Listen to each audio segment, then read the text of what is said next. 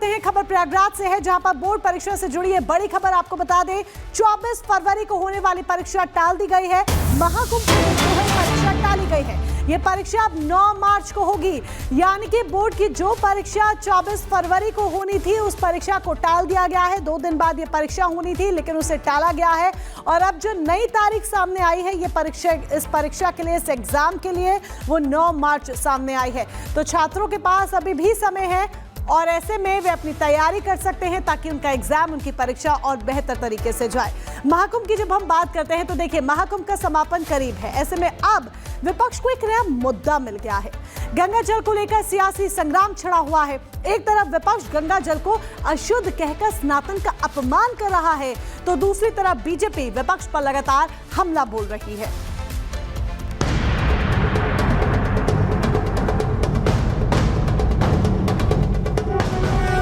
गंगा जल पर क्लेश, योगी वर्सेस अखिलेश।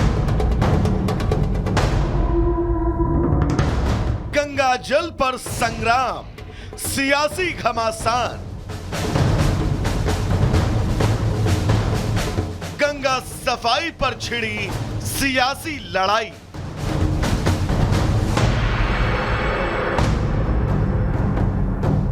महाकुंभ खत्म होने में अब सिर्फ 4 दिन का समय बाकी है। 60 करोड़ के करीब श्रद्धालु संगम में डुबकी लगा चुके हैं। ऐसे में महाकुंभ का मुद्दा खत्म होते देख विपक्ष अब गंगा जल की शुद्धता पर सवाल उठा रहा है। लेकिन विपक्ष जरा सा भी गुरेज नहीं कर रहा कि ऐसे सवाल से सनातन का अपमान होगा, क्योंकि विपक्ष बीजेपी के विरोध में अब इतना अंधा हो चुका है कि उसे समझ नहीं आ रहा कि आखिरकार बीजेपी को घेरे तो घेरे कैसे। इस पूरे आयोजन को बदनाम करने की कोई कोर कसर नहीं छोड़ी है और इसलिए महोदय, जो भी आयोजन प्रयागराज में आयोजित हो रहा है उस पूरे आयोजन के प्रति प्रदेश की सद्भावना है। हमारे पत्रकार साथियों की इच्छा है कि स्नान कराएं, लेकिन जब वो तस्वीरें देखते हैं, वीडियो देखते हैं और जो आजकल जानकारी वहाँ से मिल रही है, जो आ रहे हैं श्रद्धालु लोग, तो बड़े पैमाने पे व्यवस्थाएं खराब है वहाँ पर। एक रिपोर्ट में गंगा जल को स्नान योग्य नहीं बताया गया। फिर क्या था, विपक्ष लाव लश्कर के साथ योगी पर हमला करने लगा। लेकिन पर्यावरण वैज्ञानिक गंगा जल को शुद्ध बता रहे हैं, फिर भी विपक्ष कुछ भी सुनने को तैयार नहीं।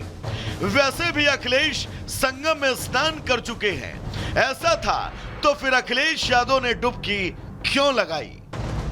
जी, आपने भी तो डुबकी लगा दी है, आपके भाई ने भी लगाई है। पहले आपके यहाँ भेज दूं या ना भेजूं, या लेकर आए थे और डुबकी लगाने के बाद आपके कोई फोड़े उड़े हो गए हों तो डॉक्टर का भी मैं भेज देता हूं। आपने गंगा में तो डुबकी लगा ली, इतनी हिम्मत क्यों नहीं जुटाई कि यमुना में भी केजरीवाल के साथ डुबकी लगा देते? पर्यावरण वैज्ञानिकों ने केंद्रीय प्रदूषण बोर्ड की रिपोर्ट को चुनौती दी है और जल्द ही पता चल जाएगा कि गंगा जल को लेकर कौन सच्चा और कौन झूठा है। ऐसे में विपक्ष को सियासत करने की आखिर क्या जरूरत? Bureau report, Republic Bharat. Jharkhand के स्वास्थ्य मंत्री इरफान अंसारी ने एक बार फिर से उत्तर प्रदेश के मुख्यमंत्री योगी आदित्यनाथ को चेतावनी दे दी है। उर्दू पर दिए गए बयान को लेकर इरफान अंसारी ने योगी आदित्यनाथ को संभल कर बोलने की नसीहत दी है। साथ ही कहा कि अगर नहीं संभले तो रांची लाकर कांके में भर्ती कराऊंगा।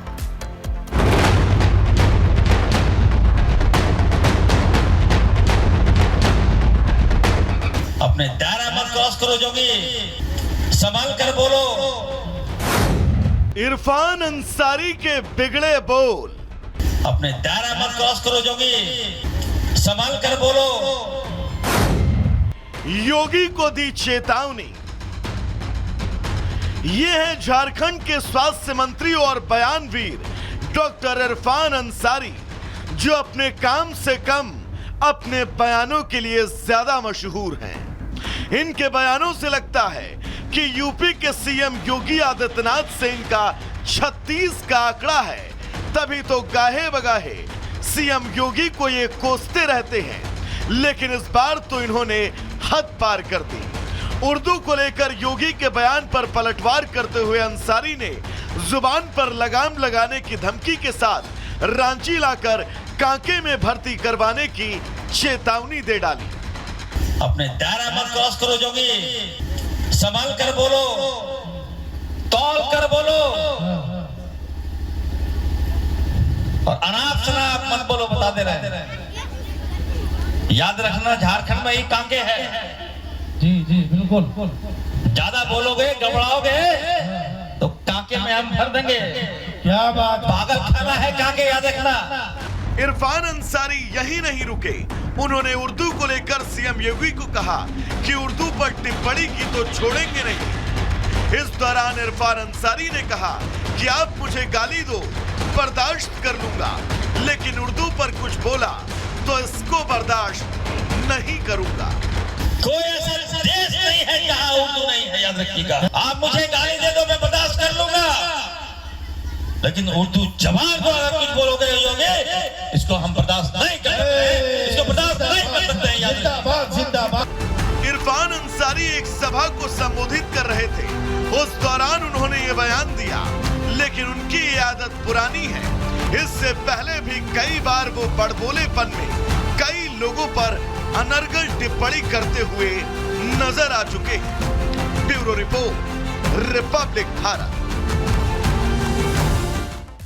तो झारखंड के स्वास्थ्य मंत्री ने उत्तर प्रदेश के मुख्यमंत्री योगी आदित्यनाथ को नसीहत दे दी है, चेतावनी दी, और इसी दौरान उनके जो बोल है वो बिगड़ते हुए मोनिका यहाँ पर नजर आए। बिल्कुल बोल बिगड़े और जिसके बाद ये तय है महिमा कि अब इस पर जमकर सियासत होगी और बीजेपी इस पर जवाब जरूर देगी कि जिस तरीके से बयानबाजी हुई है। बहरहाल तब इसी के साथ आगे बढ़ते हैं, सीएम योगी आदित्यनाथ की बात करेंगे, जिनको लेकर अब लगातार जिस तरीके से सीएम योगी आदित्यनाथ एक के बाद एक कड़े बयान देते हैं, विरोध हो रहा है और यहाँ पर उनको धमकी मिली है कि अगर मुसलमानों के लिए या उर्दू के लिए कुछ बोलोगे तो फिर छोड़ेंगे नहीं। रिपोर्ट देखिए विस्तार से।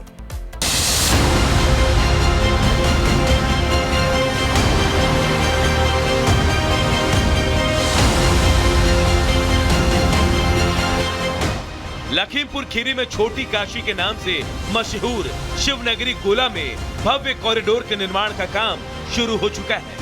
आज खुद मुख्यमंत्री योगी आदित्यनाथ लखीमपुर दौरे पर पहुंच रहे हैं, जहां सीएम योगी आज लखीमपुर को कई विकास परियोजनाओं की सौगात देने वाले हैं।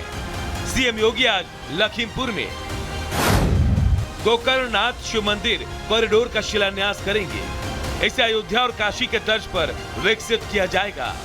कुंभ में सीएम बायोप्लास्टिक प्लांट का भी भूमि पूजन करेंगे।